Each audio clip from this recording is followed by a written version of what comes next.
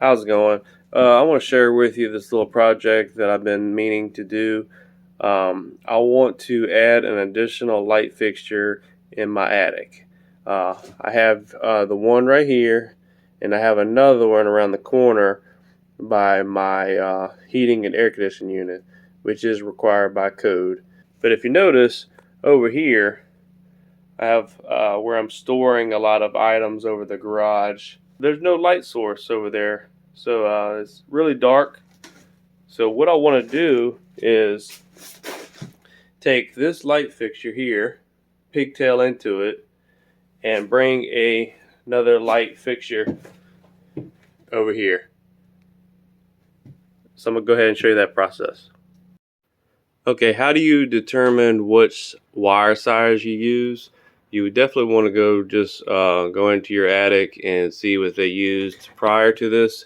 You can't go wrong unless your house is extremely old. But if you notice, we have Romex right here. All right, white Romex, and we're looking at this number right here. This 14. So go to your home improvement store and get white Romex with 14 gauge. You can't go wrong. Here is some 14 gauge Romex for $35.99. Here we have the junction box with the side mount with the nails. $2.99. Here is the porcelain lamp holder. As you can see, it was $2.39. Here's our cable staplers, $1.99. Here we have the 3-port wire connector. This is going to be important that it's a 3-port, and here it is at $2.77. Okay, here we have all the items we'll need for this project laid out. I didn't show you the stripper and crimper tool that I found in the store. It was $16. So all these items is going to be, we're going to have a lot of leftover materials for future projects. But if you were to hire a licensed electrician, this installation would probably be $150 to $200 if I had to guess.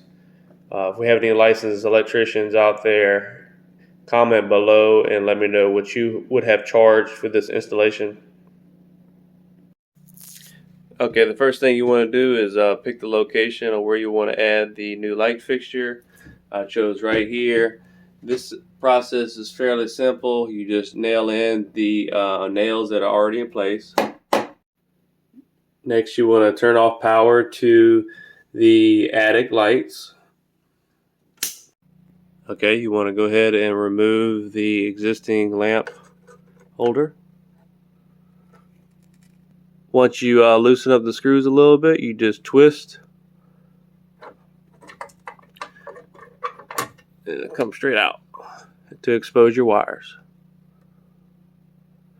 To go ahead and document what you find, you see how the black hot wire is on the gold and the white neutral is on the silver? That's how we want to wire the next one. Alright, now that we removed the lamp holder, let's go ahead and measure the distance to the next junction box. We paid a lot of money for that wiring, so we don't want to use any more than we have to. Alright, so we're looking at, wow, 11 foot. I'm going to go ahead and make it 11.5 just to be safe, because we are going to need some wires to stick out of this a little bit. So I'd say around 11 and 4 inches. Alright, next you want to go ahead and cut a pigtail. About 4 inches should be fine. Obviously you want to use the extra wire not your wire that you cut for the length of your run.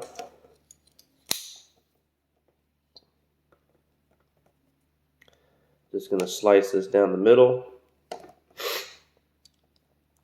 Open up that conduit. Now you have your hot black hot, your white neutral, and you do not need the ground. Okay, now let's go ahead and expose some of the copper wiring. I really like this wire stripper here, and I'm going to show you why, because this little feature. Very nice. And just like that, you got exposed wire. Very easy. You want to do that on each end.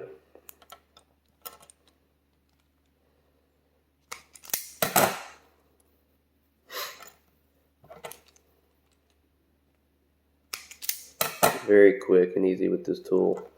Alright, so you want to grab one of the lamp holders, and remember your hot's going to go on gold.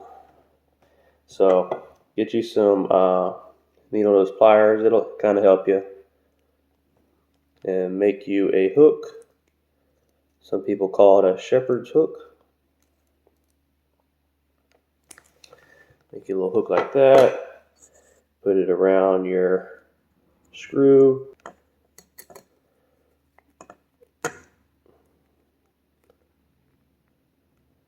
Alright, that's nice and secure. I'm going to go ahead and do the neutral wire too. Alright, now that we have these two wires connected, we're going to go ahead and add our push-in wire connections.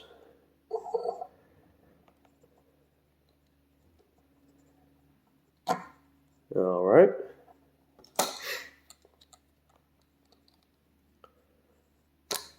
Alright. And if you can see this, you want the copper wire all the way through. And you always want to do a pull test. Make sure it's in there snug. Okay, I went ahead and ran my wiring starting from the original light fixture. I ran the wire over these collar ties to the where the new light fixture is going to go. I definitely do not recommend drilling holes in anything in your attic, because it's probably a structural component, and drilling holes may reduce the structural integrity. So definitely avoid drilling into any woodwork in the attic. Alright, I got my two hooks in place. Now I'm going ahead and put these screws in. So you can go ahead and put them in.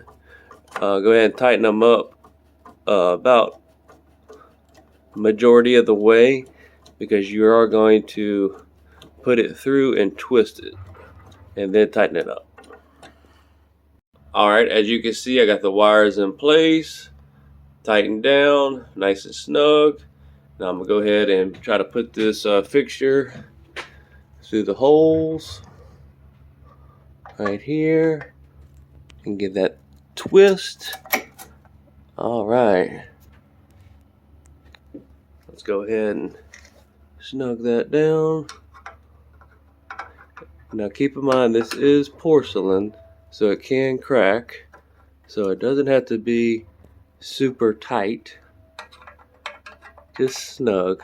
And another little tip, recommend LED bulbs. This bulb claims it'll last 10 years, probably even longer, since it's in the attic and I'm not going to use it as much. Alright, so now we'll go ahead and pigtail the old fixture. Alright, here's the original fixture. I'm going to go ahead and bring the wiring into this junction box. You can just feed it in through the top here.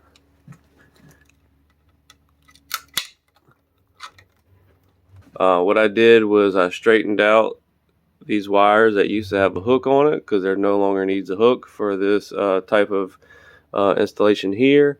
We're going to put all the white wires. We're going to put all the white wires together and all the black wires together, and we're going to go ahead and install this.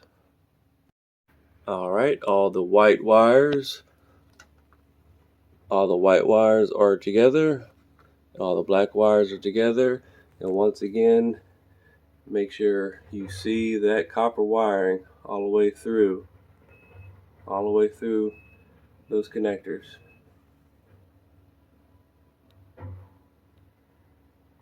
I'm gonna go ahead and put this lamp holder in place. All right, we have the original light fixture in place. We got the new one over there. Let me go turn the breaker on. All right, so here we go. Turn it on the breaker. Now, I just want to point out something. These are AFCI breakers. So these detect arcing. So if you have these in place, that's great. So it's one less thing you have to worry about if you feel like you might have had a loose connection. This will detect it and automatically shut it off. All right, let's test it and see how we did. Original light fixture, new light fixture. All right, a lot better.